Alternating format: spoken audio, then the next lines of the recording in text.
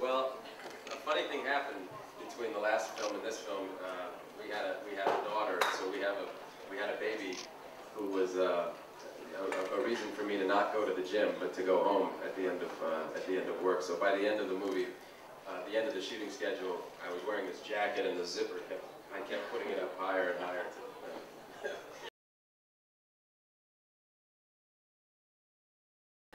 No, that's not what. But maybe directors see an opportunity to play against that look, you know. But you would have to ask the directors. I mean, I know that was a conscious choice for some of them. For Anthony Minghella, for instance, in The Talented Mr. Ripley, he liked that I had very classic American looks, and he wanted to, you know, subvert that. And so yeah, I think that sometimes, you know, I think I've gotten great roles, more interesting roles because of that.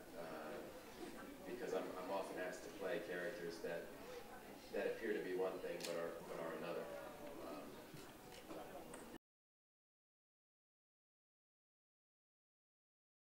Well, yeah, I mean, it's definitely known back home, and this is the third time I've been here, and each time I've been with the Bourne movie. I like it here because it's very relaxed.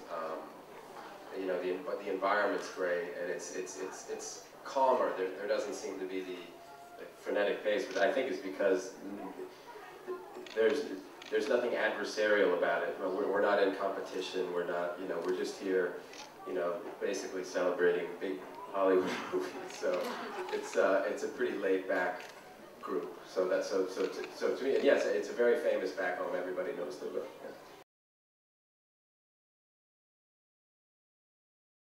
Yeah, no, I'm not in Star Trek. No, pas Star Trek, c'est sûr.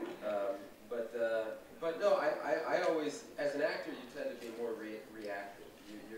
Unless you're writing your own material, you have to respond to what's out there. And sometimes the best scripts I read are big movies, and sometimes the best scripts I read are small movies. But at this point, I've worked with so many wonderful directors, and I've gone back and worked with some of them again and again, like Paul, or like Steven Soderbergh, or like Gus. And I'm very happy working with them. I'm actually going to do a small part in Gus's next movie, which is a great script that Sean Penn's doing about Harvey Milk, who was a city supervisor in San Francisco who was assassinated. He was the first openly gay man to hold office in the United States, and he was assassinated. This is back in the 70s. But so I'm going to do a small part in that, which will be great to see my friends again.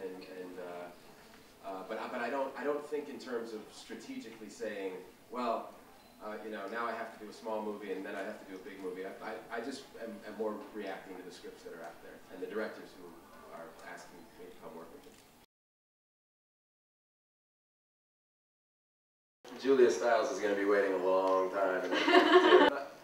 I would never say never, you know, but in terms of it being like a James Bond type of thing where you get 25 different movies out of one character, I don't think that'll happen. It won't happen with us. I mean, they could keep the Jason Bourne character and have another actor go on new adventures as Jason Bourne, but for us, I mean, there's a possibility maybe 10 years down the line that we might do one, you know, but not a